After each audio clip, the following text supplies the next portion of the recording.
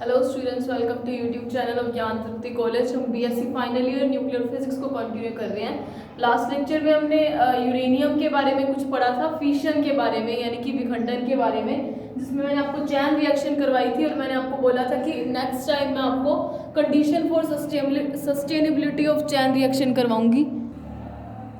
Condition अभी chain reaction and condition for reaction को मैं RX लिख रही हूँ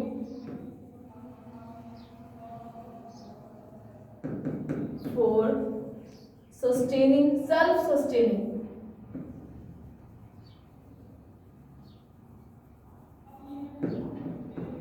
चैन रिएक्शन।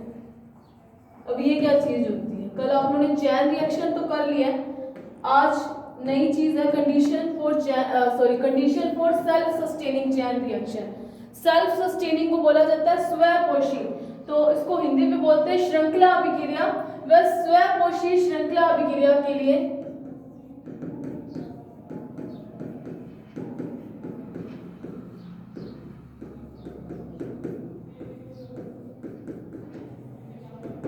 कंडीशन को क्रिएट करना। तो सबसे पहले एक बार चैन रिएक्शन को जल्दी से देख लेते हैं, फिर condition for self sustaining chain reaction करते हैं। सेल्फ सस्टेनिंग चैन रिएक्शन मतलब जो चैन रिएक्शन हमने यूज की है या जो यूरेनियम को तोड़ने में रिएक्शन को हम यूज कर रहे हैं, उस रिएक्शन को सेल्फ सस्टेनिंग स्वपोषी मतलब अपने आप चलती रहना। मतलब एक बार अगर न्यूट्रॉन यूरेनियम के अंदर डाल दिए गए हैं, उसके बाद कुछ एक्सटर्नल वर्क ना करने पड़े उसी यूरेनियम को तोड़ने के लिए। ठीक है, सेल्फ सस्टेनिंग का मतलब ये इतना ही है कि रिएक्शन अब अपने आप चलती रहे। एक बार जो वर्क हमने कर दिया कि यूरेनियम के अंदर न्यूट्रॉन को एंटर करवा दिया, उसके बाद हमें बाहर से कोई काम ना करना पड़े, न्यूट्रॉन्स जो डाले हैं वो अपने आप काम चलता रहे। ठीक है, सेल्फ सस्टेनिंग का मतलब है कि रिएक्शन को बिना रुके कंप्लीट करवाना। ठीक है, तो जैसे यूरेनियम 92 235, या मैं ये चीज छोड़ देती हूँ, आपको हमेशा ही पता है यूरेनियम 92 और 235 का ही हम पढ़ते हैं। तो यूरेनियम 92 पे क्या किया, एक न्यूट्रॉन इंसिडेंट करवाया। ठीक है, तो अपने को पता है जैसे ही न्यूट्रॉन इंसिडेंट करवाएंगे तो यूरेनियम, फिर दो प्रोडक्ट न्यूक्लियाई बनेंगे, बेरियम और क्रिप्टॉन, यानी कि दो उत्पाद नाभिक बनेंगे, एक बनेगा बेरियम और एक बनेगा क्रिप्टॉन। साथ में हमारे पास 3 न्यूट्रॉन बनेंगे, है ना। ये 3 न्यूट्रॉन हो गए। अब ये 3 न्यूट्रॉन क्या करेंगे, अब जैसे मान लो बॉम्ब वगैरह बनाते हैं ना, उस केस में या न्यूक्लियर रिएक्टर के अंदर ऐसा नहीं है कि 1-2 एटम ऑफ यूरेनियम यूज करते हैं। यूरेनियम के 1-2 परमाणु यूज नहीं करते, काफी ह्यूज अमाउंट में यूरेनियम यूज करते हैं, जैसे 1 किलो 2 किलो। तो उस तरीके से अगर किलो वगैरह ले, मतलब किलो में इनकी क्वांटिटीज ले, तो उस टाइम पे यूरेनियम के लाखों एटम्स भी हो सकते हैं, है ना। तो उस बेस पे अपने बोलते हैं कि न्यूट्रॉन अगले किसी यूरेनियम एटम के साथ टकराएगा।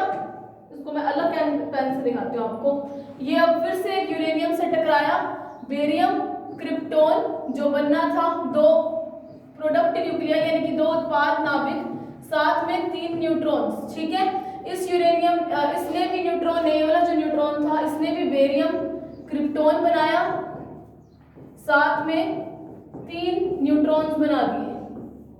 अब ये वाले ने भी वही काम किया, यूरेनियम बेरियम किसी यूरेनियम एटम से टकराया, टकराने के बाद प्रोसेस तो सेम ही है, 3 न्यूट्रॉन टकराने के बाद आपको पता है जैसे किसी यूरेनियम को के अंदर क्या करते हैं, न्यूट्रॉन को इंसिडेंट करवाते हैं या यूरेनियम पे न्यूट्रॉन की बौछार करवाई जाती है, तो फिर क्या होता है, जो यूरेनियम होता है वो न्यूट्रॉन को कैप्चर करता है यानी ग्रहण करता है, और न्यूट्रॉन को जैसे ही वो ग्रहण कर लेता है उसके बाद क्या होता है, यूरेनियम 235 से किस में चला जाता है, 236 में चला जाता है। और आपको पता है कि number of neutrons as compare to number of protons बढ़ने से न्यूक्लियाई क्या होते हैं, वो अस्टेबल होते हैं, नाभिक अस्थायी बनते हैं। अगर नाभिक अस्थायी है तो वो ऑब्वियस है वो टूटने की ही सोचेगा। क्यों? क्योंकि टूट के उसके पास ऑप्शन है कि वो न्यूक्लियाई टूट के यानी फिशन को शो करके यानी विखंडित होकर किसी स्थायी नाभिक में बदल सके। क्योंकि यूनिवर्स में जितनी भी चीजें हैं वो सब स्टेबल होना चाहती है ना। तो अगर सब कुछ स्टेबल होना चाहता है इसीलिए ये नाभिक टूटते हैं। ठीक है, और वो बाइंडिंग एनर्जी ग्राफ मैं नहीं बनाऊंगी क्योंकि बहुत बार बना दिया, आप भी बोर हो गए होगे उस ग्राफ को देख देख के। तो ये वाले जो न्यूट्रॉन्स होते हैं, ये वाला जो न्यूट्रॉन दिया, इसको जो अपने पहला एंटर कराया उसको बोलते हैं फर्स्ट स्टेज न्यूट्रॉन, प्रथम पीढ़ी का न्यूट्रॉन। और ये जो 3 न्यूट्रॉन बने 1, 2 और 3, इनको बोलेंगे सेकेंड स्टेज न्यूट्रॉन। न्यूट्रॉन को मैंने एन लिख दिया, ठीक है। और ये जो आगे बन रहे हैं 1, 2, 3 इसके और 3 इसके, इनको बोलेंगे थर्ड स्टेज न्यूट्रॉन। इनको स्टेज के साथ साथ जनरेशन भी बोला जा सकता है, फर्स्ट जनरेशन या फिर फर्स्ट स्टेज न्यूट्रॉन्स बोला जाता है, ठीक है। तो जब भी आपको यूरेनियम के बारे में आप बताओगे तो ये डायग्राम जरूर बताना। जितने इफेक्टिव वे से हम चीज़ों को प्रेजेंट कर सके उतने ही ज़्यादा अपने को मार्क्स मिलते हैं। तो ये तो चैन रिएक्शन कैसी हुई कि एक न्यूट्रॉन डाला, उसने 3 न्यूट्रॉन डाले और 3 न्यूट्रॉन आगे काम करना शुरू किया, उसने फिर किसी ना किसी यूरेनियम के एटम को तोड़ा और आगे फिर से न्यूट्रॉन बनाए। मतलब जो रिएक्शन एक न्यूट्रॉन डालने से रिएक्शन चैन की तरह आगे बढ़ती जा रही है। इसीलिए यूरेनियम के विखंडन की जो रिएक्शन होती है उसको चैन रिएक्शन बोला जाता है। प्लस देखो अब इस चैन रिएक्शन में अपने को मिलता क्या क्या है, चैन रिएक्शन में अपने पास गेन क्या क्या हुआ, चैन रिएक्शन के गेन मतलब मिला क्या क्या, ठीक है। तो हमें पहली चीज तो ये मिली बेरियम और क्रिप्टॉन, यानी कि 2 प्रोडक्ट न्यूक्लियाई बने। देखो मेरे हिसाब से इतनी चीजें तो आपको समझ आती है। प्रोडक्ट न्यूक्लियाई को मैं बार बार उत्पाद नाभिक बोलूं तो वो तो आप समझ सकते हो कि ये आपको शायद न्यूक्लियाई विजिबल नहीं हो रहा हो। तो प्रोडक्ट न्यूक्लियाई बनते हैं, प्लस साथ में आपको क्या मिले 1, 2, 3 मतलब न्यूट्रॉन्स मिले, है ना। 3 न्यूट्रॉन मिलते हैं हर बार, हर एक यूरेनियम के विखंडन पर, है ना। और हमें क्या मिल रहा है एज अ रिजल्ट, मतलब रिएक्शन शुरू करवाने से हमें क्या मिला, प्लस हमें क्या मिला, एक अगर यूरेनियम एटम टूटता है तो 200 मेगा इलेक्ट्रॉन वोल्ट एनर्जी मिलती है। इतनी ज्यादा एनर्जी मिली। तो ये चीज भी आपसे पूछे जा सकते हैं कि यूरेनियम विखंडन चैन रिएक्शन में प्रोडक्ट्स क्या क्या मिलते हैं। बेरियम क्रिप्टॉन मिलते हैं, 3 न्यूट्रॉन मिलते हैं, साथ में 200 मेगावाट इलेक्ट्रॉन एनर्जी मिलती है। तो ये तो चैन रिएक्शन हुई कि एक बार एक न्यूट्रॉन डाला और रिएक्शन शुरू होगी, उसके बाद रुकने का नाम ही नहीं ले रही है जब तक कि पूरा का पूरा यूरेनियम जितना मतलब 1 kg में अगर 1000 एटम है तो जब तक कि वो 1000 के 1000 यूरेनियम के एटम टूट ना जाए बेरियम और क्रिप्टॉन के अंदर, साथ में न्यूट्रॉन ना देते जाए, तब तक ये रिएक्शन कंटिन्यूसली चलती जा रही है। इसीलिए इस रिएक्शन को मतलब बिना रुके एक चैन की तरह आगे बढ़ती जा रही है, इसीलिए इसको बोला जाता है चैन रिएक्शन, ठीक है। अब देखो चैन रिएक्शन तो होगी, अब ये जो न्यूक्लियर रिएक्शन है इसके काम क्या क्या हो सकते हैं।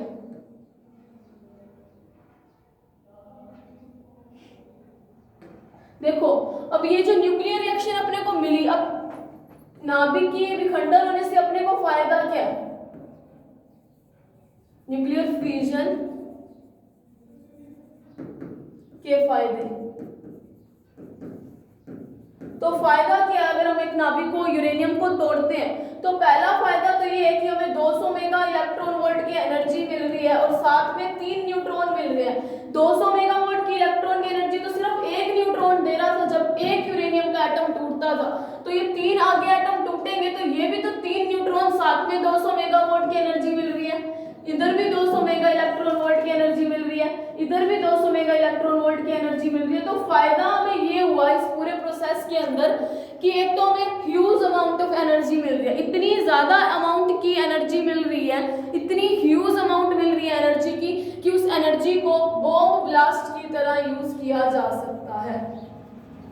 हिरोशिमा और नागासाकी में जो बॉम्ब फेंके गए थे वो बॉम्ब ये एटॉमिक बॉम्ब भी थे, यानी न्यूक्लियर बॉम्ब ही थे। एटॉमिक बॉम्ब मतलब एटम टूट रहे हैं, यूरेनियम एक एटम भी तो है, उसके अंदर इलेक्ट्रॉन्स भी तो है।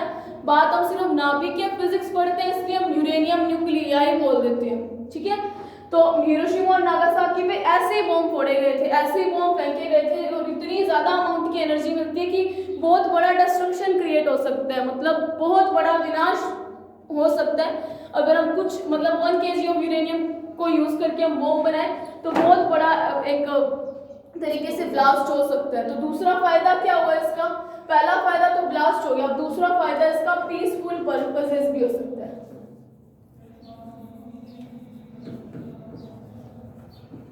पीसफुल पर्पस क्या होते हैं, यानी कि शांतिपूर्ण कार्यों में, शांतिपूर्ण कार्यों में इसको कैसे यूज कर सकते हैं। देखो हमारे पास आई यूरेनियम, ठीक है। हमारे पास आए यूरेनियम, साथ में एक नाभिक, एक यूरेनियम टूटा तो हमें 3 न्यूक्लियाई बने और एक न्यूट्रॉन आगे फिर से 200 मेगा इलेक्ट्रॉन, ये फिर से 200, ये फिर से 200, मतलब जितने न्यूट्रॉन्स बनते जा रहे हैं, यहाँ पे 3 बन रहे हैं, ये भी 200, ये भी 200, ये भी 200, ये भी 200, ये भी 200, 200, 200, 200, पता नहीं कितने सारे 200 मेगा इलेक्ट्रॉन वोल्ट की एनर्जी मिलेगी और इतनी सारी एनर्जी एक साथ जुड़ेगी तो कितना बड़ा मतलब एक तरीके से ब्लास्ट क्रिएट हो सकता है, कितनी ज्यादा अमाउंट की एनर्जी मिली। अब पीसफुल पर्पज में इसको यूज कैसे किया जाता है कि क्या किया जाए, जब यूरेनियम का विखंडन करवाया जाए तो 3 न्यूक्लियाई बने तो किसी तरीके से किन्हीं 3 न्यूट्रॉन बने, किसी तरीके से किन्हीं 2 न्यूट्रॉन को क्या कर लिया जाए, एब्जॉर्ब कर लिया जाए। एब्जॉर्ब मतलब किसी तरीके से रिएक्शन से इसको बाहर निकाल लिया जाए कि अब एक न्यूट्रॉन आगे जाए तो फिर वो 200 मेगा इलेक्ट्रॉन वोल्ट दे, फिर ये वाली चीज फिर से 2 न्यूट्रॉन क्या हो उसके अंदर रिएक्शन में मतलब इनएक्टिव कर दिया जाए। किसी तरीके से 2 न्यूट्रॉन ऐसे हैं जिसको कोई अदर सब्सटेंस इसके अंदर डाले और उसको कैप्चर कर ले। कैप्चर मतलब ग्रहण करना, एब्जॉर्ब मतलब एब्जॉर्ब कर लेना, तो मतलब अवशोषित करना, अपने अंदर रख ले, मतलब रिएक्शन के अंदर अब न्यूट्रॉन्स के पार्ट को खत्म कर दे, न्यूट्रॉन्स के रोल को खत्म कर दे। तो इस केस में हमें यहाँ पे 200 मेगा इलेक्ट्रॉन मिलेगी, यहाँ पे मिलेंगे, मतलब ये जो एक्स्ट्रा 400 मेगा इलेक्ट्रॉन इनसे आ रही थी वो सब क्या हो जाए, खत्म होनी शुरू हो जाए। तो मतलब अगर हमारे पास बहुत ज्यादा एनर्जी मिलती है तभी हम बॉम्ब ब्लास्ट में यूज कर सकते हैं, लेकिन अगर एनर्जी इतनी कंट्रोल्ड वेव में, कंट्रोल्ड वेव एक अच्छा वर्ड है इसको एक्सप्लेन करने के लिए, कंट्रोल्ड वेव मतलब इतनी एनर्जी होगी जिसको हम संभाल सके, अगर वैसी एनर्जी मिले तो इसको पीसफुल पर्पसेस यानी कि इलेक्ट्रिसिटी बनाने में, बिजली बनाने में यूज कर सकते हैं। तो ये तो होती है चैन रिएक्शन, इसके यूजेस आपसे पूछे जा सकते हैं न्यूक्लियर फ्यूजन रिएक्शन के।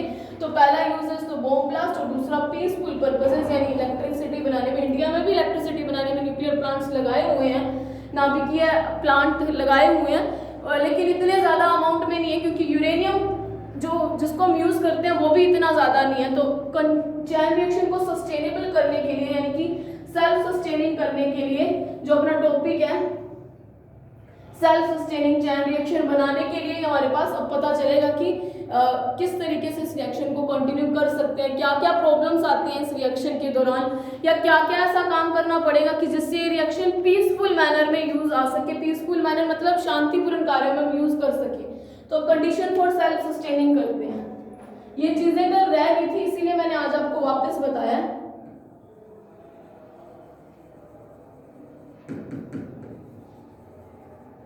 सेल्फ सस्टेनिंग का मतलब होता है स्वपोषी। Condition for self sustaining reaction. तो देखो जो भी प्रॉब्लम्स आती हैं या क्या हम कर सकते हैं कि इस रिएक्शन को अपने आप मतलब काम करता रहे, ऐसा बनाने में जो प्रॉब्लम्स आती है और उन प्रॉब्लम्स को हम कैसे दूर कर सकते हैं वो यहाँ पे पढ़ेंगे। सेल्फ सस्टेनिंग का मतलब क्या है, एक बार अगर यूरेनियम के अंदर न्यूट्रॉन की बॉम्बार्डिंग करवा दी, न्यूट्रॉन एंटर करवा दिया किसी जगह पे यूरेनियम रख के किसी वेसल के अंदर, वेसल के अंदर नहीं होता, अभी मैं न्यूक्लियर रिएक्टर करवाऊंगी जस्ट नेक्स्ट टॉपिक तब आपको समझ आएगा। तो एक बार अगर यूरेनियम के अंदर न्यूट्रॉन को एंटर करा दिया जाए उसके बाद ये रिएक्शन खुद ब खुद चलती रहे, कुछ भी ऐसी चीज ना है जो उसको रोक सके, तो उस चीज को देखना है कि कैसे इसको सेल्फ सस्टेनिंग मतलब अपने आप स्वपोषी मतलब खुद का पोषण वो खुद करे, अपने आप चलती रहे, तो ऐसी रिएक्शन बना रही है। तो पहली जो प्रॉब्लम आती है वो होता है एनरिचमेंट ऑफ न्यूट्रॉन्स, यूरेनियम।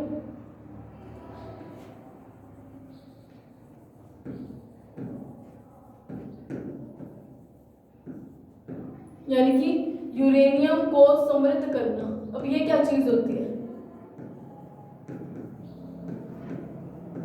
सबसे पहली प्रॉब्लम यही है कि यूरेनियम हमारे पास, मैंने आपको बताया था जब हमने यूरेनियम को शुरू किया था, हमने फ्यूजन शुरू किया था, उस टाइम मैंने आपको बताया था यूरेनियम 92, 234, यूरेनियम 92, 235 और यूरेनियम 92, 238 होता है अपने पास। ये 3 ही आइसोटोप्स यूरेनियम के प्रेजेंट है। आज तक इन 3 के अलावा कोई और आइसोटोप नहीं आया। तो ये 3 ही अगर आइसोटोप है तो इन सब की वैल्यू जितनी मतलब अर्थ में, क्रस्ट में या फिर मतलब इस यूनिवर्स में जितनी अमाउंट में पड़ा है वो उसको एनरिच करना, मतलब जितना पड़ा है उसको समृद्ध करना, जितना हमें यूरेनियम चाहिए उतना हमें मिल सके तो हमारा काम कंप्लीट हो सकता है। क्योंकि जो यूरेनियम 234 होता है वो तो बहुत ज्यादा कम अमाउंट में होता है, वो तो 0.006% में होता है या ना के बराबर होता है। और ये वाला जो यूरेनियम है ये 0.7 समथिंग परसेंटेज में होता है, 714। और ये वाला जो यूरेनियम होता है वो 99.3% होता है। ठीक है, तो यूरेनियम, अब एनरिचमेंट का मतलब समझाती हूँ मैं आपको। यूरेनियम को समृद्ध कर रहा है, ये सारी चीजें थ्योरी में आपको लिखनी है कि यूरेनियम के 3 ही आइसोटोप्स हैं, 234, 235 और 238 वाला। 234 वाला तो 0.006% है, यानी कि ना के बराबर है, और यूरेनियम तो 235 वाला 0.714% में है। इतना ज्यादा भी नहीं है, लेकिन थोड़ा बहुत है। इसकी कंपैरिजन में थोड़ा बहुत इसकी क्वांटिटी है इस यूनिवर्स में, और ये सबसे ज्यादा अमाउंट में है, लेकिन फिर भी इसको यूज नहीं करते। इसका रीजन मैं आपको बता चुकी हूँ, क्योंकि यूरेनियम एक आता है 235 और एक आता है 238। अब 238 के लिए तो अपने को क्या चाहिए होते हैं, अब ये चीजें आपको याद होनी चाहिए। इसके लिए तो हमें थर्मल न्यूट्रॉन्स चाहिए होते हैं, जिसको उष्मीय या तापीय न्यूट्रॉन बोला जाता है, यानी कि ऐसे न्यूट्रॉन जिनकी एनर्जी कितनी हो, 0.25 इलेक्ट्रॉन वोल्ट की रेंज की हो। मतलब नॉर्मली इतनी रेंज की एनर्जी वाले न्यूट्रॉन्स हमारे पास अवेलेबल होते हैं, लेकिन इनके लिए कैसे न्यूट्रॉन चाहिए, हाई एनर्जेटिक, हाई एनर्जी वाले न्यूट्रॉन्स। अगर हाई एनर्जेटिक न्यूट्रॉन्स चाहिए, यानी उच्च ऊर्जा वाले न्यूट्रॉन, यानी कि ऑलमोस्ट 1 मेगा इलेक्ट्रॉन वोल्ट। सीधा सीधा फर्क देखिए, मोटे तौर पे तो 10 की पावर 6 का फर्क आ रहा है। तो मतलब यूरेनियम 238 कितनी अमाउंट में है हमारे पास, सफिशिएंट है कि हम उसको यूज कर सकते हैं, लेकिन यूज ना करने का रीजन ये होता है कि इसको हाई एनर्जी वाले न्यूट्रॉन्स चाहिए, जो अपने आप में एक बहुत बड़ी प्रॉब्लम है कि इतने हाई एनर्जी वाले न्यूट्रॉन्स को प्रोड्यूस करवाना ही मुश्किल है, इसीलिए इसको यूज नहीं किया जाता। तो यूरेनियम की एनरिचमेंट का मतलब है यूरेनियम 235 को समृद्ध करना किसी तरीके से, मतलब चाहे कोई इसकी माइनिंग कर लो, माइनिंग मतलब खनन करना, कुछ ऐसा प्रोसेस हो जिससे यूरेनियम 235 हमारे पास एक सफिशिएंट अमाउंट में हमें मिले, ताकि ज्यादा से ज्यादा न्यूक्लियर रिएक्टर एस्टेब्लिश हो सके, ज्यादा से ज्यादा न्यूक्लियर रिएक्टर, नाभिकीय रिएक्टर लगाए जा सके, ताकि इस टाइप की रिएक्शंस को करवाया जा सके। ठीक है, तो पहली कंडीशन, तो पहली जो मतलब प्रॉब्लम आती है, या किस तरीके से इसको सेल्फ सस्टेनिंग किया जा सकता है, तो उसका पहला रीजन तो ये है कि 234, 235, 238 इतनी अमाउंट में है, लेकिन ये बहुत ज्यादा होने के बावजूद भी यूज नहीं हो सकता, क्योंकि न्यूट्रॉन ही इसके लिए अपने आप में प्रॉब्लम है। अगर जितने मतलब नॉर्मली न्यूट्रॉन जिस रेंज में होते हैं, अगर उस रेंज के न्यूट्रॉन्स को यूज करना होता तब तो बहुत इजी था। न्यूक्लियर रिएक्टर हम बहुत सारे स्टैब्लिश कर सकते थे। न्यूक्लियर रिएक्टर गिने चुने होते हैं, इंडिया में भी सिर्फ 6 ही नाभिकीय रिएक्टर है, क्योंकि यूरेनियम ही नहीं है इतना ज्यादा। अगर यूरेनियम ही ना हो तो फिर रिएक्टर लगा लगा के रखने का फायदा ही क्या है, अगर उसके अंदर कोई प्रोसेस ही ना हो सके। तो पहली कंडीशन तो ये कि यूरेनियम 235 को समृद्ध किया जाए किसी तरीके से, चाहे उसकी माइनिंग करके या किसी भी रिएक्शन के थ्रू यूरेनियम को बनाया जा सके, ताकि क्या हो, जो हमें चाहिए उसको हम यूज कर सकें। और दूसरी चीज ये है कि हमें और क्या चाहिए, और हम क्या कर सकते हैं, तो दूसरा पॉइंट देखते हैं, क्रिटिकल मास। अब क्रिटिकल मास क्या होता है, इसको बोला जाता है क्रांतिक द्रव्यमान।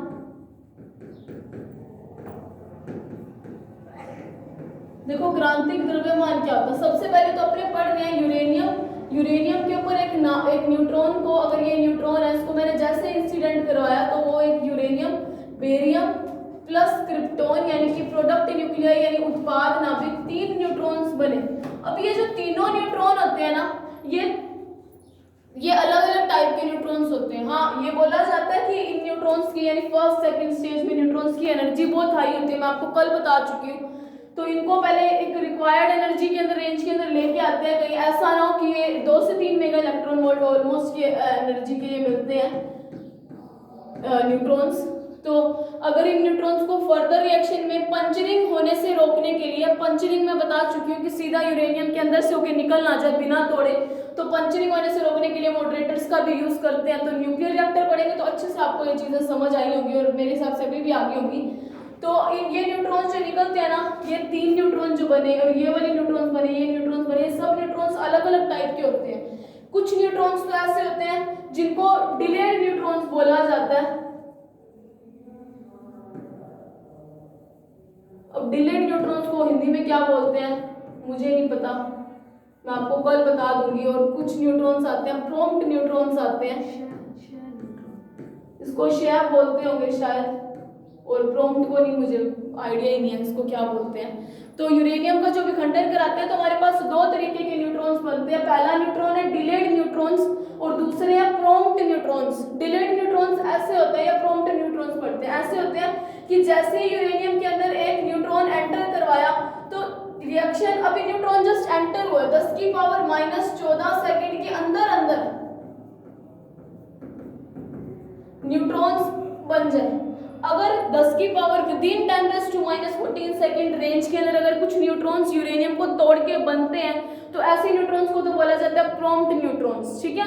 और कुछ न्यूट्रॉन्स ऐसे होते हैं वो आफ्टर 10⁻⁻14 सेकंड के बाद बनते हैं, उनको बोला जाता है डिलेड न्यूट्रॉन्स। इनको क्या बोला जाता है? विदिन 10⁻14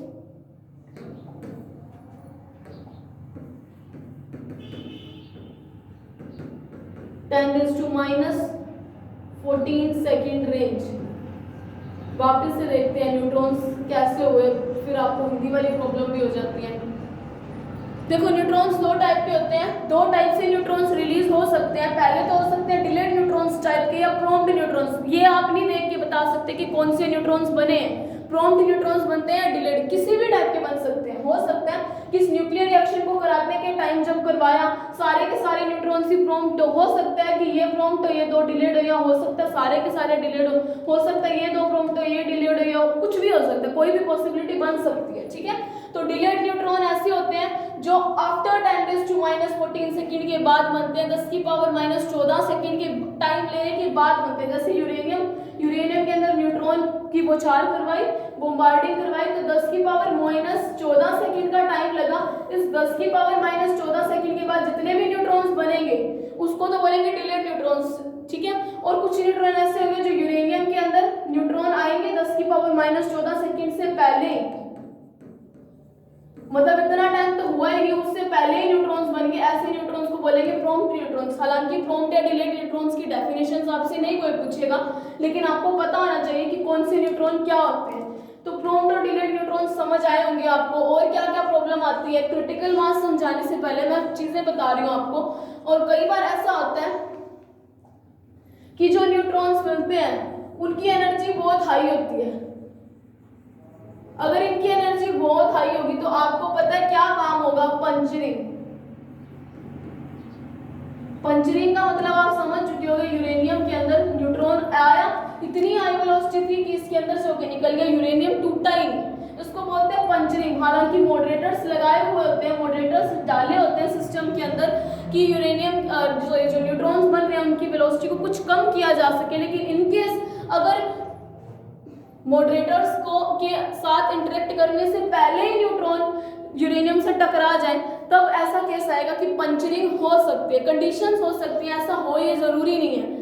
और मैं आपको न्यूक्लियर रिएक्टर करवाऊंगी तब आपको और अच्छे से समझ आएगा कि मॉडरेटर्स काम कैसे करते हैं, कैसे वो किसी न्यूट्रॉन की ऊर्जा को कम कर सकते हैं। हो सकता है कि जैसे ये यूरेनियम पड़ा है साथ में मॉडरेटर्स भी डालने हैं, लेकिन ऐसा हो कि यहाँ पे न्यूट्रॉन बना और मॉडरेटर के साथ इंटरेक्ट करने से पहले ही उसके आगे कोई यूरेनियम का एटम पड़ा हो उसके साथ टकरा के बाहर निकल जाएगा, यानी पंचरिंग कर देगा। और हो सकता है कुछ न्यूट्रॉन्स ऐसे हो जिनकी एनर्जी क्या हो, बहुत कम हो। अगर इनकी एनर्जी कम होगी तो कुछ न्यूट्रॉन्स ऐसे हो जिनको यूरेनियम क्या कर लेगा? एब्जॉर्ब कर लेगा, यानी कि कैप्चर कर लेगा। अब कम एनर्जी को कैप्चर कैसे करेगा? कैप्चर मतलब ग्रहण करना, इसको प्रग्रहण भी बोला जाता है या ग्रहण भी बोला जाता है, ठीक है। ये बीच में ऐसे ही लग गया। अब देखो कैप्चर करने का मतलब क्या है? अगर न्यूट्रॉन्स की एनर्जी बहुत ज्यादा, मतलब इतनी सफिशिएंट रेंज की एनर्जी हो कि 0.25 इलेक्ट्रॉन वोल्ट की एनर्जी हो कि यूरेनियम 235 टूट सके, लेकिन अगर ऐसा हो कि जो न्यूट्रॉन बन रहे हैं वो 0.03 मेगा इलेक्ट्रॉन वोल्ट या फिर इससे भी कम रेंज की एनर्जी की है। यूरेनियम 235 को तो तोड़ने के लिए अपने को पता है 2.5 इलेक्ट्रॉन वोल्ट की ऊर्जा वाले चाहिए, लेकिन यहाँ पे तो बहुत कम है। इतनी कम एनर्जी होने के बाद इतना बड़ा यूरेनियम जिसके अंदर 235 न्यूक्लियॉन्स पड़े हैं, अगर एक न्यूट्रॉन और आ जाएगा जिसकी एनर्जी बहुत कम है तो क्या इसको तोड़ पाएगा क्या? यानी कि कैप्चर कर लेगा उस केस में। तो इन सब प्रॉब्लम्स को अगर हमें सॉल्व करना है तो उसके लिए हमें चाहिए होता है क्रिटिकल मास, क्रांतिक द्रव्यमान। मतलब क्रांतिक द्रव्यमान एक ऐसा द्रव्यमान होता है, इसकी डेफिनेशन आप बहुत ध्यान से सुनना। एक चीज और पहले देखते हैं, फिर मैं आपको क्रांतिक द्रव्यमान बताती हूँ। देखो क्रांतिक द्रव्यमान, देखो दो चीजें बताती हूँ, एक तो होता है अब्जॉर्प्शन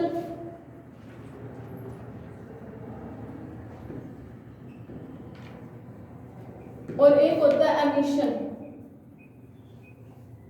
इसको बोला जाता है अवशोषण, इसको बोला जाता है उत्सर्जन। अब देखो अवशोषण और उत्सर्जन होते कैसे प्रोसेस है, सबसे पहले तो अपने वो देखते हैं। देखो जो अवशोषण होता है वो सरफेस फिनोमिना होता है, फिनोमिना को मैं पीएच लिख रही हूँ, ठीक है। और जो उत्सर्जन होता है वो वॉल्यूम फिनोमिना होता है। अब इन दोनों चीजों का मतलब क्या है, देखो सरफेस फिनोमिना या वॉल्यूम फिनोमिना यानी पृष्ठीय फिनोमिना या फिर आयतनीय फिनोमिना, ठीक है। अब ये होते क्या है, देखो सरफेस फिनोमिना एब्जॉर्प्शन को पहले बताती हूँ। जैसे आप फॉर एग्जांपल हो, आपके पास एक स्पंज का टुकड़ा है, एक इतनी सी स्पंज है और एक इतनी बड़ी स्पंज है, ठीक है। दोनों को आपने पानी के अंदर डुबोया। अब ये वाली स्पंज पानी ज्यादा एब्जॉर्ब करेगी, थिकनेस दोनों की सेम है, ठीक है। एक आइडियल केस है, दोनों की थिकनेस सेम है, एक तो छोटा सा टुकड़ा स्पंज का और एक बड़ा सारा टुकड़ा है, ठीक है। अब कौन सा टुकड़ा पानी के अंदर दोनों को डुबोया, कौन सा टुकड़ा ज्यादा पानी को अपने अंदर एब्जॉर्ब कर लेगा या ग्रहण कर लेगा, मतलब अवशोषित कर लेगा, काम पूरा हुआ ना। कौन सा ग्रहण करेगा, यही ज्यादा करेगा, ऑब्वियस है, जिसका क्या है साइज बड़ा है, या मैं अगर दूसरे तरीके से बोलूं जिसका सरफेस एरिया बड़ा है।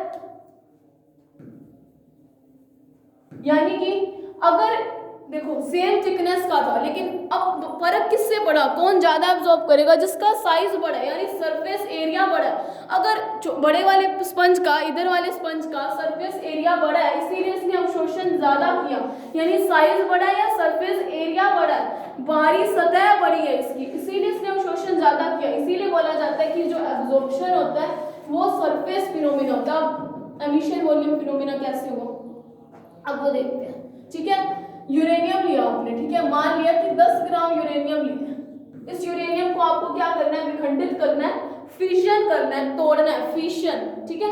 अब इस यूरेनियम में मान लो 10 ग्राम के अंदर 1000 यूरेनियम के एटम पड़े, मतलब नंबर ऑफ, अगर मैं यूरेनियम एटम पूछूं तो वो कितने हैं 1000, ठीक है। अब इसके लिए सरफेस एरिया पे तो कोई फर्क नहीं पड़ता, हो सकता है कि जो यूरेनियम का हो वो इस तरीके से सिंगल एटॉमिक लेयर बनाई हो सकता है इस तरीके से थिकनेस के अंदर हो कि उसके अंदर इतने सारे एटम आ सके हो सकता है कि वो इतना मोटा हो लेकिन साइज उसका इतना सही हो कि उसके अंदर 1000 एटम आके सेट हो चुके हो, ठीक है।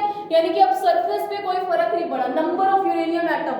अगर अब इसके अंदर मैं न्यूट्रॉन को एंटर करवाऊं तो मुझे पता है अब 1000 न्यूट्रॉन है, एक यूरेनियम कितने, सॉरी एक न्यूट्रॉन गया, एक यूरेनियम एटम को तोड़ा तो 3 न्यूट्रॉन बने, मतलब जो अपने अगर विदाउट कोई मॉडरेटर या एनर्जी को कंट्रोल ना करना हो तो 1000 यूरेनियम कितने न्यूट्रॉन्स देगा, यानी 3000 न्यूट्रॉन्स दे देगा, है ना। अगर एक यूरेनियम 3 न्यूट्रॉन दे रहा है तो 1000 यूरेनियम कितने देंगे, 3000 न्यूट्रॉन्स दे देंगे।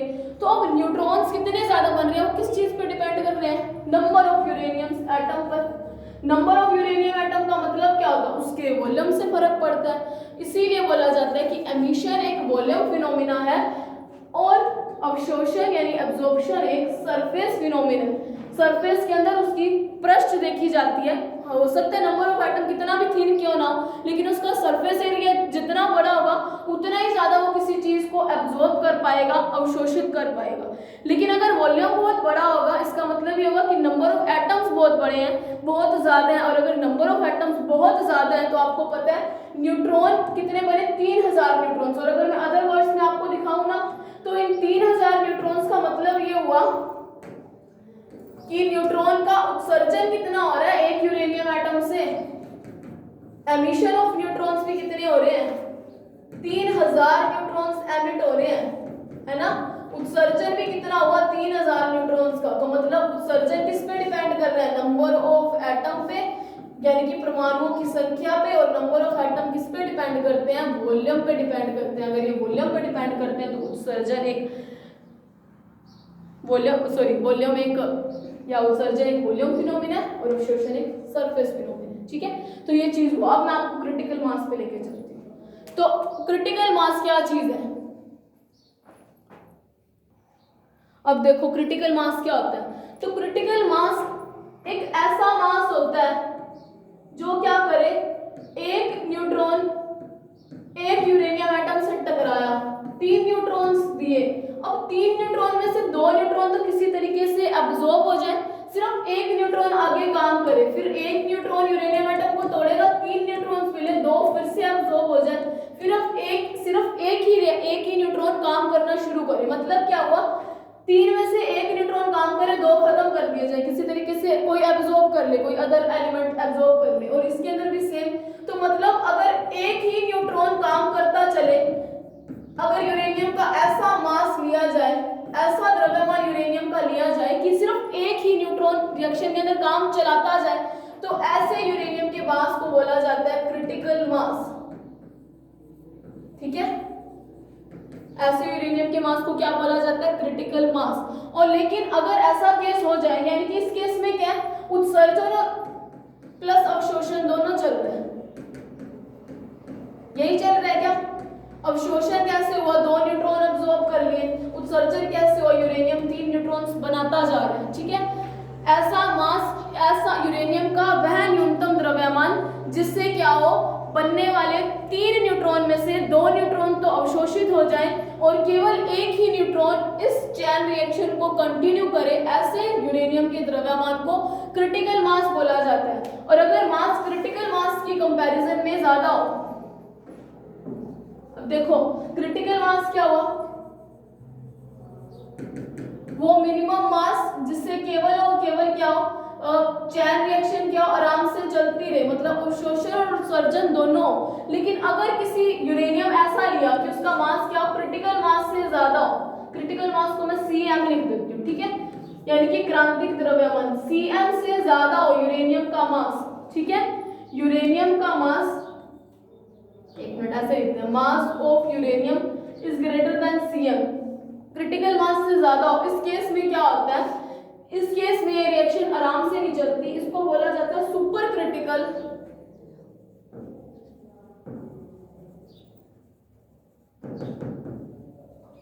दोनों चीजें क्या आगे बताती हूँ। अगर mass of uranium is less than critical mass हो तो इसको बोला जाता है सब क्रिटिकल, इसको उप क्रांतिक द्रव्यमान, और इसको बोला जाता है अति क्रांतिक द्रव्यमान। अब ये क्या चीजें हैं अभी देखते हैं, द्रव्यमान को मैं दैट लिखती हूं। ठीक है, अगर क्रिटिकल मास तो चैन रिएक्शन आराम से चलती रहे, 3 न्यूट्रॉन में से 1 न्यूट्रॉन अब्सॉर्ब हो जाए और रिएक्शन आराम से कंटिन्यूअसली चलती रहे बिना किसी बाधा के। ठीक है, लेकिन अगर mass of uranium critical mass से ज्यादा हो, उस केस को बोला जाता है, अगर मास ज्यादा मतलब अति होगी, इसीलिए इसको हिंदी में बोलते हैं अति क्रांतिक द्रव्यमान या सुपर क्रिटिकल मास। इस केस में क्या होता है, सिर्फ और सिर्फ एमिशन ही होता है, यानी कि बॉम्ब ब्लास्ट में इस चीज को यूज किया जाता है। ठीक है, एमिशन यानी ओनली ऑन न्यूट्रॉन्स का क्या होता रहेगा, उत्सर्जन ही होता रहेगा, ये न्यूट्रॉन्स के केस में बोला जाता है। और सब क्रिटिकल मास एक ऐसा मास होता है जिसके अंदर क्या होता है, सिर्फ और सिर्फ अवशोषण चलता जाता है, यानी कि यूरेनियम बना, यूरेनियम पे न्यूट्रॉन स्ट्राइक करवाए, 3 न्यूट्रॉन बने। अब मास इतना कम होता है कि मतलब अब इतने नंबर ऑफ एटम्स है ही नहीं हमारे पास, मॉडरेटर्स ऑलरेडी डाले हुए हैं, तो ये न्यूट्रॉन क्या होता है, तीनों के तीनों न्यूट्रॉन क्या हो जाते हैं, अवशोषित हो जाते हैं, यानी कि रिएक्शन आगे चलेगी या ये रुक जाएगी। आप सोचो, रिएक्शन चलेगी या रुकेगी, ऑब्वियस है रिएक्शन क्या हो जाएगी, रुक जाएगी, यानी कि रिएक्शन डाइज ग्रेजुअली। ठीक है, यानी कि अगर मास क्रिटिकल मास से ज्यादा तो उसको क्या बोलेंगे हम, अति क्रांतिक द्रव्यमान, यानी इस केस में सिर्फ और सिर्फ उत्सर्जन होता जाएगा, न्यूट्रॉन्स बढ़ते ही जाएंगे रिएक्शन के कारण, और एक ही न्यूट्रॉन हमारे पास 200 मेगा इलेक्ट्रॉन वोल्ट की ऊर्जा देता है, तो इतने सारे अगर न्यूट्रॉन लगातार बढ़ते रहेंगे तो कितनी ज्यादा एनर्जी मिलती जाएगी। और अगर क्रिटिकल मास की कंपैरिजन में कम हो तो इस केस में क्या होता है, न्यूट्रॉन्स अवशोषित होने शुरू हो जाते हैं, अवशोषित होते रहेंगे मतलब न्यूट्रॉन बचेंगे ही नहीं, और अगर न्यूट्रॉन नहीं बचेंगे तो रिएक्शन डाइज ग्रेजुअली, मतलब यूरेनियम का जो विखंडन हो रहा था वो होना अपने आप बंद हो जाएगा। तो ये प्रॉब्लम्स आती हैं। एक छोटी सी पॉइंट रह गई है मल्टीप्लिकेशन फैक्टर, उसकी एक छोटी सी वैल्यू है, मल्टीप्लिकेशन फैक्टर इसको बोला जाता है गुणन कारक। अब ये गुणन कारक क्या होता है? गुणन कारक को सबसे पहले तो के से शो करते हैं। के की एक पर्टिकुलर वैल्यू होती है, एक पीढ़ी में न्यूट्रॉन की संख्या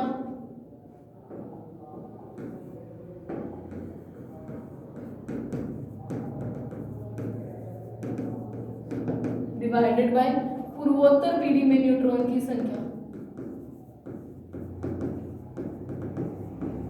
अब ये क्या चीज होती है? इसकी एक तो वैल्यू आपको याद रखनी पड़ेगी इस फॉर्मूला की, यानी किसी एक पीढ़ी में न्यूट्रॉनों की संख्या व पूर्वोत्तर मतलब उसकी जस्ट पिछली पीढ़ी में न्यूट्रॉनों की संख्या। फॉर एग्जांपल यहाँ पे देखें, ये किसी मतलब अगर हम इसके लिए के की वैल्यू निकाल लें मल्टीप्लिकेशन फैक्टर की, तो एट प्रेजेंट हम जिस भी पीढ़ी में खड़े हैं 1 2 3 4 5 6 7 8 9 यानी कि 9 न्यूट्रॉन हुए एक पीढ़ी में न्यूट्रॉनों की संख्या। और उससे पिछली पीढ़ी में पूर्वोत्तर पीढ़ी में न्यूट्रॉनों की संख्या तो कितने हैं? 1 2 3 3 ही है।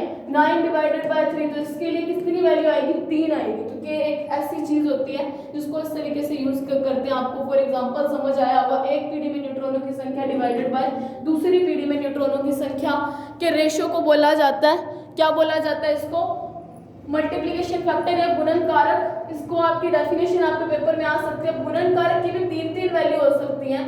पहली तो k इज ग्रेटर देन 1, दूसरी k इज लेस देन 1, तीसरी k is equals to 1। k is greater than 1 हो तो इस केस में जो मास लिया जाता है वो सुपर क्रिटिकल मास होता है, यानी कि क्या सिर्फ और सिर्फ उत्सर्जन ही हो। ठीक है, यानी कि इसको किसके पर्पस में यूज करेंगे? बॉम्ब बनाने में। k इज लेस देन 1 यानी कि सब क्रिटिकल मास, सब क्रिटिकल मास को मैं सब cm लिख दिया, यानी कि इस केस में क्या सिर्फ और सिर्फ अवशोषण हो। उत्सर्जन को मैं u लिखा और अवशोषण को अ लिखा, तो इस केस में रिएक्शन क्या आ जाएगी? Reaction dies gradually.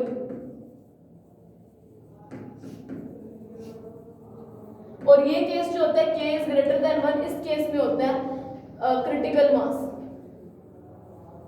यानी कि अगर आप यूरेनियम का विखंडन करा रहे हो, k की वैल्यू निकालते हो, अगर k की ग्रेटर देन 1 आए तो मतलब आपने जो यूरेनियम का पीस लिया था वो सुपर क्रिटिकल की पोजीशन में, मतलब इस केस में उत्सर्जन बढ़ता रहेगा, बढ़ता ही जाएगा, यानी बॉम्ब ब्लास्ट बनाने में आप ऐसे यूरेनियम को यूज कर सकते हो। लेकिन अगर k इज लेस देन 1 आ रहा है तो इस केस में अवशोषण ही होता रहेगा, यानी सब क्रिटिकल मास है, इस केस में रिएक्शन होगी ही नहीं, अपने आप बंद हो चुकी होगी। लेकिन अगर k इज इक्वल्स टू 1 है तो ऐसे केस में आपने क्रिटिकल मास लिया, यानी कि जो 3 न्यूट्रॉन्स मिले उसमें से 2 न्यूट्रॉन तो क्या आ जाए? अवशोषित, और 1 न्यूट्रॉन क्या आगे रिएक्शन में यूज आता रहे, तो इस न्यूट्रॉन इस रिएक्शन में यानी k इज इक्वल्स टू 1 हो तो ऐसे यूरेनियम का पीस का यूज आप पीसफुल पर्पसेस में कर सकते हो, यानी कि अब इसका यूज आप न्यूक्लियर रिएक्टर में कर सकते हो। तो ये जो भी चीजें हैं आपको नेक्स्ट लेक्चर में समझ आएंगी ये क्या चीजें हैं। अभी के लिए आप लोगों ने सिर्फ इतना किया, एनरिचमेंट ऑफ न्यूट्रॉन पढ़ा कि एक तो यूरेनियम 235 को फिक्स सफिशिएंट अमाउंट में लेके आना ताकि यूज कर सके, रिएक्टर बनाए जा सके। दूसरा प्रॉम्प्ट डिलेड न्यूट्रॉन